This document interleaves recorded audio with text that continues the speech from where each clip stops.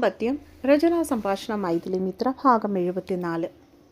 ഞാൻ മിണ്ടിയായിരുന്നല്ലോ. അവളുടെ കയ്യിലിരുന്ന കോഫി മഗ് പോലും ആ നിമിഷം വിറച്ചുപോയി. എങ്ങനെ മിണ്ടിയെന്ന് അവൻ്റെ ശ്വാസം പതിഞ്ഞിടമെല്ലാം പൊള്ളുന്നത് പോലെ തോന്നി പെണ്ണിന്. ഞാൻ മിണ്ടിയല്ലോ. കണ്ണുകൾ ഇറുക്കി അടച്ചു പിടിച്ചുകൊണ്ട് വീണ്ടും അത് തന്നെ ആവർത്തിച്ചവൾ. ഇങ്ങനായിരുന്നോ എൻ്റെ ടീച്ചർ എന്നും എന്നോട് മിണ്ടിക്കൊണ്ടിരുന്നത്? ഇതിനിടയിൽ അവൻ്റെ ഇടത്തെ കവള് അവളുടേതുമായി ഒന്ന് കൂട്ടിമുട്ടിപ്പോയി. ഒരു മിന്നൽ പ്രവാഹം കവളിൽ നിന്നും ദേഹത്താകമാനം പടർന്നു പന്തലിക്കുന്നത് ദേവികയ്ക്കൊക്കെ അറിയാൻ കഴിഞ്ഞു. ആന്നല്ലോ. ശ്വാസം ഒന്ന് വലിച്ചു വിട്ടുകൊണ്ട് അവൾ മെല്ലെ പറഞ്ഞു. അല്ലല്ലോ. പറച്ചിലിനോടൊപ്പം തന്നെ അവളുടെ കയ്യിലിരുന്ന കപ്പ് അവൻ തൻ്റെ കൈക്കുള്ളിലാക്കിയിരുന്നു.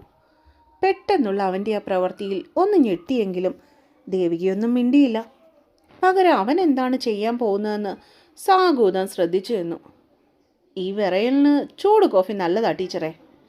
കോഫി മഗ് അവളുടെ ചുണ്ടുകൾക്കിടയിലേക്ക് വെച്ചു കൊടുത്തുകൊണ്ട് ചെക്കൻ വല്ലാത്തൊരു ചിരി ചിരിച്ചു. അവളെ കിക്കിളി കൂട്ടുന്ന തരത്തിലുള്ള ചിരി. ആദ്യേട്ടാ. ഇടിച്ചു കുത്തി തിമിർത്ത് പെയ്യുന്ന മഴയിൽ അവളുടെ ആ വിളി ഒലിച്ചുപോയി. ഹ, കുടിക്കടോ.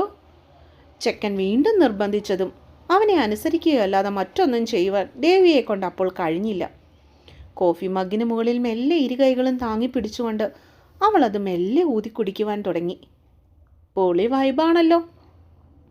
അവളുടെ തലയിൽ സ്വന്തം മുട്ടിച്ചുകൊണ്ട് ഇടയ്ക്കവൻ പറഞ്ഞുകൊണ്ട് ചിരിച്ചു. മഹർഷി ഉദ്ദേശിക്കുന്ന എന്താണെന്ന് അവൾക്ക് മനസ്സിലായിട്ടുണ്ടായിരുന്നില്ല. അതന്നെ എൻ്റെ ടീച്ചറെ. മഴ, ചൂട് കോഫി, പിന്നെ ബാക്കി പറയാതെ മഹർഷി പതുക്കെയൊന്ന് സ്വന്തം കീഴ്ച്ചുണ്ട് കടിച്ചു പിടിച്ചു. ആ പിന്നേക്ക് ശേഷം താനാവും എന്നുറപ്പുള്ളവളുടെ കവളുകളിലപ്പോൾ നാണം ഇരച്ചു കയറി. അതിൻ്റെ നിർവൃതിയിൽ പെണ്ണിൻ്റെ കണ്ണുകളൊന്ന് കൂമ്പി അടഞ്ഞു തുറന്നു. കാലിയായ കോഫി മഗ്ഗിൽ അവളുടെ പിടുത്തം മുറുകി. അവനെ ഒന്ന് തിരിഞ്ഞു നോക്കണമെന്ന ആഗ്രഹമുണ്ടെങ്കിലും ഉള്ളിലുള്ള നാണം അപ്പോൾ അവളെ വല്ലാതെ കുളിരണിയിച്ചു. അതുകൊണ്ട് തന്നെ ആദിയുടെ പ്രണയച്ചൂടിലേക്ക് ഒന്നും കൂടി പതുങ്ങി നിന്നുപോയി പെണ്ണവൾ. സ്വയം അറിയാതെ തന്നെ ദേവികയുടെ ചുണ്ടുകളിൽ നിന്നും ആ ചോദ്യം അപ്പോൾ പുറത്തേക്ക് തെറിച്ചു. പിന്നെ എന്താ? പിന്നെ വേണ്ടത് ജോൺസൺ മാഷിൻ്റെ പാട്ടല്ലേ? ഇപ്പോൾ ജോൺസൺ മാഷിൻ്റെ പാട്ടും കൂടെ ഉണ്ടായിരുന്നെങ്കിൽ പൊളിയായേനെ അല്ലേ? നെഞ്ചോരം ചേർന്ന് നിൽക്കുന്ന പെണ്ണിലെ മാറ്റങ്ങൾ ഹൃദയത്തിൽ തൊട്ടറിയുവാൻ കഴിഞ്ഞതിന് അവളെ കുറുമ്പ് പിടിപ്പിക്കുവാനായിരുന്നു അപ്പോഴും ആഗ്രഹം. അത്രയും നേരം അവൻ്റെ പ്രണയച്ചൂടിൽ കുറുകിക്കൊണ്ട് നിന്നവളുടെ മിഴികൾ പൊടുന്നനെ പരൽ മീനുകളെ പോലെ ഒന്ന് പിടഞ്ഞു. കീഴ്ച്ചുണ്ട് പരിഭവത്തോടെ പുറത്തേക്കുന്തി. അത്രയും നേരം നാണത്താൽ ചുവന്നു നിന്ന കവൾ തടങ്ങൾ പിണക്കത്തിൻ്റെ കറുത്ത കാർമിക കൂട്ടങ്ങൾ വന്നിരച്ചു കയറി. ശരിയല്ല ടീച്ചറെ ഞാൻ പറഞ്ഞേ? അവളിൽ നിന്നും മറുപടിയൊന്നും വരാതിരുന്നത് കൊണ്ടാവാം ആദി വീണ്ടും എടുത്തു ചോദിച്ചത്. മഴയിലേക്ക് ഉറ്റുനോക്കിക്കൊണ്ട് അമർത്തിയൊരു മൂളലായിരുന്നു ദേവികയിൽ നിന്നും അവന് കിട്ടിയ ഉത്തരം. എന്തേ, ടീച്ചർക്ക് ജോൺസൺ മാഷിൻ്റെ പാട്ടുകൾ ഇഷ്ടമല്ലെന്നുണ്ടോ? പിണക്കത്തോടെ നിൽക്കുന്നവളുടെ കൂർപ്പിച്ച മുഖം മനസ്സിൽ കണ്ടുകൊണ്ട് തന്നെയാണ് മഹർഷി വീണ്ടും ചോദ്യങ്ങൾ ചോദിക്കുവാൻ തുനിഞ്ഞത്. അതിനും വലിയ താല്പര്യമില്ലാത്ത രീതിയിൽ ദേവിക മൂളിക്കൊണ്ട് മറുപടി നൽകി. അപ്പോൾ എങ്ങനെയാ? ആ പാട്ടങ്ങ് ഞാൻ വെക്കട്ടെ? തൻ്റെ നെഞ്ചോളം മാത്രം പൊക്കമുള്ളവളെ പൊടുന്നനെ ചെക്കൻ തനിക്ക് നേരെ തിരിച്ചു നിർത്തി. ദേവിക തിരിഞ്ഞു നിന്നതല്ലാതെ അവനെ നോക്കുവാൻ പോലും പോയില്ല. വെക്കട്ടെ ടീച്ചറെ. മുഖം കുനിച്ച് കവളൊരു കൊട്ട പോലെ വീർപ്പിച്ച് നിൽക്കുന്നവളുടെ താടിയിൽ പിടിച്ചവൻ തനിക്ക് നേരെ മുകളിലേക്ക് ഉയർത്തി. ആദ്യേട്ടൻ്റെ ഇഷ്ടം. നോട്ടം വേറെങ്ങോട്ടേക്കോ പായിച്ചുകൊണ്ട് ദേവിക പിറുപിറുത്തു. അതെന്തേ? ദേവികയ്ക്ക് ഇഷ്ടമല്ലേ?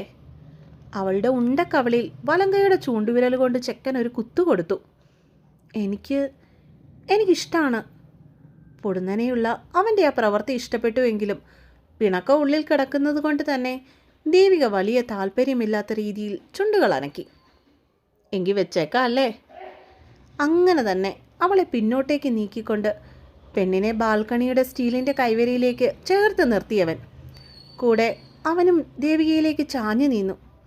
പുറത്തെ മഴയുടെ നനുത്ത ചാറ്റലുകൾ അവരെ ഇരുവരെ ഒരുപോലെ നനയിച്ചു കൊണ്ടിരുന്നപ്പോൾ പെട്ടെന്നുള്ള അവൻ്റെ ഭാവമാറ്റം അപ്രതീക്ഷിതമായതിനാലാവാം ദേവിക ഒന്ന് ഞെട്ടി ആദിയുടെ മുഖത്തേക്ക് കണ്ണുകൾ പായിച്ചത്.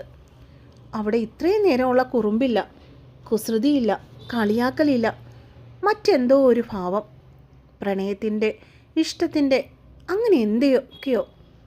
അവൾ ആ കണ്ണുകളിലേക്ക് നോക്കാനാവാതെ മറ്റെങ്ങോട്ടേക്കോ നോട്ടം മാറ്റി. പെട്ടെന്നാണ് അവളെ പോലും അമ്പരപ്പിച്ചുകൊണ്ട് ആദ്യം അവളുടെ മുഖം തൻ്റെ കൈക്കുമ്പിളിലേക്ക് കോരിയെടുത്തത്, അതും അത്രമേൽ പ്രണയത്തോടെ. നോക്ക് ദേവി, പെണ്ണിൻ്റെ കൺപോളകൾക്ക് മുകളിലേക്ക് ഒന്ന് ഊതിക്കൊണ്ട് ചെക്കൻ രഹസ്യം പോലെ പറഞ്ഞു. പതിവില്ലാത്ത രീതിയിലുള്ള ദേവി എന്ന ആ വിളിയിൽ അലിഞ്ഞവൾ ചമ്മലോടെ വീണ്ടും അവൻ്റെ മുഖത്തേക്ക് മിഴികൾ നീക്കി. അത്രയും അടുത്ത് ഒരു നിശ്വാസാകലത്തിലുള്ള ആദിയുടെ മുഖം അവളെ വെപ്രാളപ്പെടുത്തിയെങ്കിലും അവനിൽ നിന്ന് അകന്നു പോകുവാൻ ദേവിയെ ഒട്ടും ആഗ്രഹിച്ചില്ല. ആ സാമീപ്യം ഒരുപാട് കൊതിച്ചതുപോലെ പെണ്ണവനിലേക്ക് ചേർന്ന് തന്നെ നിലയുറപ്പിച്ചു. പാട്ട് വേണ്ടേ? മഹർഷിയിൽ നിന്നും വന്ന ആർദ്രമായ ചോദ്യം. ആ കണ്ണുകളിലേക്ക് നോക്കിക്കൊണ്ട് അവൾക്ക് മൂളാൻ മാത്രമേ. പെട്ടെന്ന് പുറത്തെ തകൃതിയിൽ പെയ്യുന്ന മഴയുടെ താളത്തിനൊത്ത് ആദ്യമൊന്ന് മൂളിത്തുടങ്ങി. മഹർഷിയുടെ ആ രണ്ടുപേരി പാട്ടിൽ ലയിച്ചു നിന്നവളുടെ കണ്ണുകളിൽ അത്ഭുതമോ അമ്പരപ്പോ എന്ന് വേർതിരിച്ചറിയാനാത്ത ഒരു ഭാവം നൊടിയിടയിൽ പൊട്ടിമുളച്ചു. കാരണം ആദിക്കിങ്ങനെ പാടാനുള്ള കഴിവുണ്ടെന്നുള്ള കാര്യം അവളെ സംബന്ധിച്ചിടത്തോളം പുതുമയുള്ളതായിരുന്നു. ആദ്യേട്ടൻ പാടുവോ? അത്രയും മനോഹരമായി ആ വരികൾ മൂടിയവനോടുള്ള ആരാധന ദേവികയുടെ കണ്ണുകളിലപ്പോൾ നിറഞ്ഞു കത്തി. ചെറുതായി.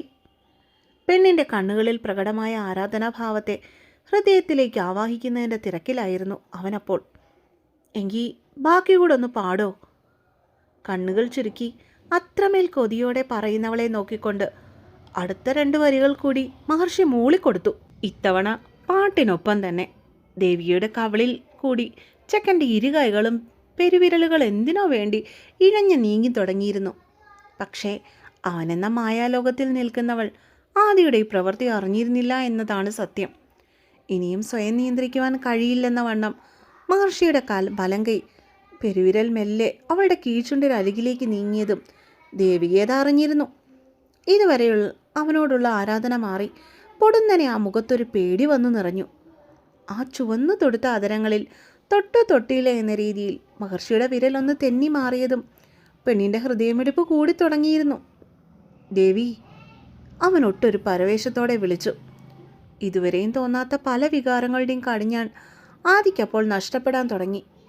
പക്ഷേ അവളിലെ പേടിയും ഭയവും പഴയകാല ജീവിതവും ഒക്കെ പൊടുന്നനെ ഒരു മിന്നൽ പിണർ പോലെ ഓർമ്മയിലേക്ക് വന്നതും അവൻ ആ പെണ്ണിൻ്റെ ചുണ്ടുകളിൽ നിന്നും സ്വയം അറിയാതെ തന്നെ തൻ്റെ വിരലുകൾ വേഗത്തിൽ പിൻവലിച്ചിരുന്നു. എങ്കിലും അവളിൽ നിന്ന് അടർന്നു മാറുവാനോ അവളുടെ മുഖത്തു നിന്നും കൈകൾ മാറ്റുവാനോ മഹർഷി അപ്പോഴും ഒരുക്കമായിരുന്നില്ല. ഇത്രയേലും ചെയ്തില്ലേ ഞാൻ മരിച്ചു പോവടി. പൊടുന്നനെ അവളെപ്പോലും അമ്പരപ്പിച്ചുകൊണ്ട് ആദി ദേവികയെ ഞെക്കി പുണർന്നു. എന്നിട്ട് ആ പെണ്ണിൻ്റെ വെളുത്ത കവളിൽ അമർത്തി ഒരു ഉമ്മ വെച്ചു കൊടുത്തു. Sorry D.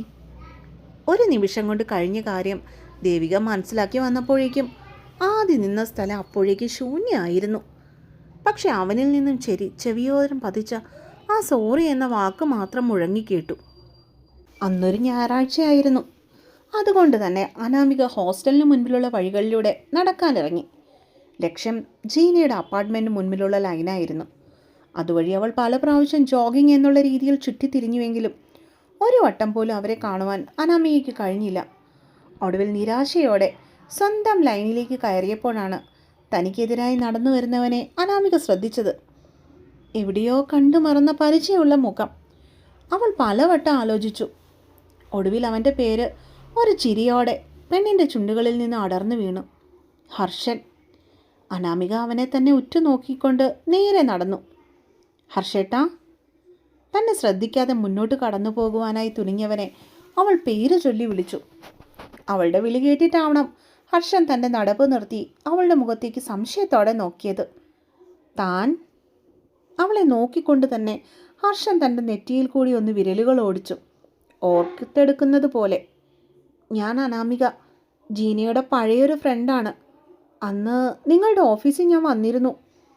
അവൾ പുഞ്ചിരിയോടെ സ്വയം പരിചയപ്പെടുത്തി. ഓ, ഓർമ്മയുണ്ട്. Nice to see you. Sorry ഡോ, ഞാൻ മറന്നുപോയി കേട്ടോ. അവനിൽ ചെറിയൊരു ചമ്മൽ നിറഞ്ഞു. അതൊന്നും സാരമില്ല ഹർഷേട്ടാ. എനിക്ക് ഏട്ടനെ കണ്ടപ്പോൾ ആദ്യം മനസ്സിലായില്ല, പിന്നെയാ കത്തിയത്. അനാമിക പുഞ്ചിരിച്ചു. ആണോ? അതിരിക്കട്ടെ, താൻ എവിടെയാ താമസം? ഹർഷൻ തിരക്കി. ഇവിടെ അടുത്തൊരു വുമൺസ് ഹോസ്റ്റലാണ്. ഇന്ന് ഞായറാഴ്ച ആയതുകൊണ്ട് വെറുതെ നടക്കാനിറങ്ങി. ഓഫീസില്ലല്ലോ. തൊട്ടടുത്ത് കാണുന്നതാണ് തൻ്റെ ഹോസ്റ്റൽ എന്നുള്ള കാര്യം അവൾ മനഃപൂർവ്വം ഹർഷനോട് പറഞ്ഞില്ല. ഓ അതെയോ, ചോദിക്കാൻ മറന്നു. അനാമിക എവിടെയാണ് ജോലി ചെയ്യുന്നത്? അവൻ വീണ്ടും പരിചിത ഭാവത്തിൽ ചോദിച്ചു.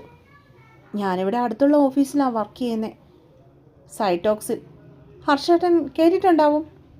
അവൾ ജോലി ചെയ്യുന്ന സ്ഥാപനത്തിൻ്റെ പേര് മാത്രം വളരെ കൃത്യമായിട്ട് പറഞ്ഞു കൊടുത്തു. എന്തായാലും തന്നെ ഇവിടെ കണ്ടത് വളരെ നല്ല കാര്യം. ഞങ്ങളാ ഫ്ലാറ്റിലാണ് താമസം കേട്ടോ, റൂം നമ്പർ 108. സമയം കിട്ടുമ്പോഴൊക്കെ അങ്ങോട്ടേക്ക് ഇറങ്ങുക കേട്ടോ. മുൻപിലായി തല ഉയർത്തി നിൽക്കുന്ന ആ വലിയ ഫ്ലാറ്റിന് നേർക്ക് വിരൽ ചൂണ്ടി കാട്ടിക്കൊടുത്തവൻ. എന്നാൽ ശരിയടോ, കാണാം. ഒരു ഫോൺ വന്നപ്പോഴേക്കും ഹർഷൻ പോകുവാനായി തിരക്ക് കൂട്ടി. ആയിക്കോട്ടെ ഹർഷേട്ടാ, തീർച്ചയായും വരാം. കണ്ടതി വലിയ സന്തോഷം. അത് പറയുന്നതിനോടൊപ്പം തന്നെ അവൻ്റെ ഫോൺ സ്ക്രീനിലേക്ക് പാളി നോക്കുവാനും അനാമിക മറന്നില്ല. ജീന കോളിംഗ്. സ്ക്രീനിൽ തെളിയുന്ന പേര് കണ്ടതും അനാമിക പൊടുന്നനെ കണ്ണുകൾ അതിൽ നിന്നും പിൻവലിച്ചിട്ട് തിരിഞ്ഞു നോക്കാതെ മുന്നോട്ടേക്ക് നടന്നു. മനസ്സിൽ എന്തൊക്കെയോ ചിന്തിച്ചുറപ്പിച്ചു. രാവിലെ ബാൽക്കണിയിൽ ചേർന്ന് നിൽക്കുമ്പോൾ ആദ്യ പറഞ്ഞ ആ വാക്കുകളിൽ മാത്രം കുടുങ്ങിക്കിടക്കുകയായിരുന്നു ദേവികയുടെ മനസ്സ്. അപ്പോൾ ആദ്യം എന്നെ ആഗ്രഹിച്ചു തുടങ്ങിയോ? ഒന്നായി ജീവിച്ചു തുടങ്ങുവാൻ അത്രയും കൊതിക്കുന്നുണ്ടോ? ചോദ്യങ്ങൾക്ക് മേൽ ചോദ്യങ്ങൾ അവളിൽ നിന്ന് ഉയർന്നു വന്നു. ഉണ്ടാവണം. അതുകൊണ്ടല്ലേ ആ വാക്കുകൾ ഏട്ടൻ്റെ നാവിൽ നിന്നും അങ്ങനെ വീണത്. ഏതൊരാണിനും തൻ്റെ ഭാര്യയോട് തോന്നുന്ന വികാരങ്ങൾ മാത്രമേ അദ്ദേഹത്തിനും തന്നോട് തോന്നിയിട്ടുള്ളൂ. അതുപോലും താനിവിടെ ആ പാവത്തിന് നിഷേധിക്കുകയാണ് ചെയ്തിട്ടുള്ളത്. തനിക്ക് തന്ന വാക്കിന്മേൽ ഇപ്പോഴും നിലയുറപ്പിച്ചിട്ടാണ് ആദ്യേട്ടൻ നിൽക്കുന്നത് തന്നെ. ആദ്യേട്ടൻ്റെ തെറ്റല്ലത്. ഇവിടെ തെറ്റ് തൻ്റേത് മാത്രമാണ്. താൻ മാത്രമാണ് ഇപ്പോഴും നിന്നിടത്ത് തന്നെ നിൽക്കുന്നത്. കല്യാണം കഴിഞ്ഞ് ഇത്രയും ദിവസങ്ങളായിട്ടും പഴയകാല ജീവിതത്തിൽ നിന്ന് താൻ ഇതുവരെയും പൂർണ്ണമായിട്ടും പുറത്തേക്ക് വന്നിട്ടില്ല. ഓരോന്നാലോചിക്കും തോറും അവൾക്ക് സ്വയം പുച്ഛം തോന്നിത്തുടങ്ങി. ആദ്യേട്ടനോടിപ്പോൾ തനിക്ക് ആ പഴയ പേടിയില്ല, പകരം സ്നേഹം മാത്രമാണുള്ളത്. സ്നേഹമല്ല, തനിക്ക് ആ മനുഷ്യനോട് ഒരുതരം ഭ്രാന്താണ്. അവളുടെ കാലിൽ ഒരു മുള്ളു കൊള്ളുന്നത് പോലും സഹിക്കാൻ പറ്റാത്തത്ര ഇഷ്ടം താൻ. സുതി തന്ന വേദനകൾ ഇപ്പോഴും കരിയാതെ അങ്ങനെ തന്നെ ഉള്ളിൽ കിടക്കുന്നത് കൊണ്ടാവാം തന്നിൽ നിന്നും ആ പേടി ഇതുവരെയും വിട്ടുമാറാത്തത്. ചിലപ്പോൾ തന്നോടുള്ള ഏട്ടൻ്റെ ഇഷ്ടം കുറയില്ലായിരിക്കും. പക്ഷെ ആ മുറിവുകൾ അദ്ദേഹത്തിനെ കാട്ടുവാൻ എന്തുകൊണ്ടോ തൻ്റെ മനസ്സ് ഇപ്പോഴും അനുവദിക്കുന്നില്ല. ചിന്തിച്ച് ഇനിയും വയ്യെന്നായപ്പോൾ അവൾ തലയിൽ കൈയും താങ്ങി ഇരുട്ടിനിടത്ത് തന്നെ ഇരുന്നു. ഊണ് കഴിഞ്ഞ സമയമായതിനാൽ തന്നെ എല്ലാവരും ഒച്ചയിറക്കത്തിനായി പോയിരുന്നു. കുഞ്ഞിപ്പെണ്ണ് ആദ്യേട്ടനെ കുറേ ഉറക്കമാണ്. അതുകൊണ്ട് തന്നെ വീടിൻ്റെ മുറ്റത്തെ തണൽ മരച്ചുവട്ടിലിട്ടിരിക്കുന്ന ഒരു കസേരയിൽ അവൾ ഒറ്റയ്ക്കാണ് ഇരുന്നത്. എന്താ ദേവി, നീ എന്താ ഇവിടെ വന്ന് ഒറ്റയ്ക്കിരിക്കുന്നേ? നീലിമയുടെ തൊട്ടടുത്ത് നിന്നുള്ള ചോദ്യം കേട്ടപ്പോഴാണ് അവൾ മുഖം ഉയർത്തി നോക്കിയത് തന്നെ. അത് പിന്നെ വെറുതെ. മുഖം കൈ വെള്ളയാൽ അമർത്തി തുടച്ചിട്ട് ദേവി കസേരയിലൊന്ന് ഇളകിയിരുന്നു. എന്നിട്ട് ചുണ്ടുകളിൽ ഒരു പുഞ്ചിരി എടുത്തണിഞ്ഞു. ചുമ്മാ വെറുതെ മനുഷ്യനെ ടെൻഷൻ അടുപ്പിക്കാതെ നീ കാര്യം എന്താണെന്ന് പറയുന്നുണ്ടോ ദേവികയെ? അവൾക്കരികിലായി കിടന്ന ഒരു കസേരയിൽ ഇരുന്നു കൊണ്ട് നീലിമ അവളെ ദേഷ്യത്തോടെ ഉറ്റുനോക്കി. ഒന്നുമില്ലാടി. ഒരു തുറന്നു പറച്ചിലിന് ദേവിയയ്ക്ക് ധൈര്യമില്ലായിരുന്നു.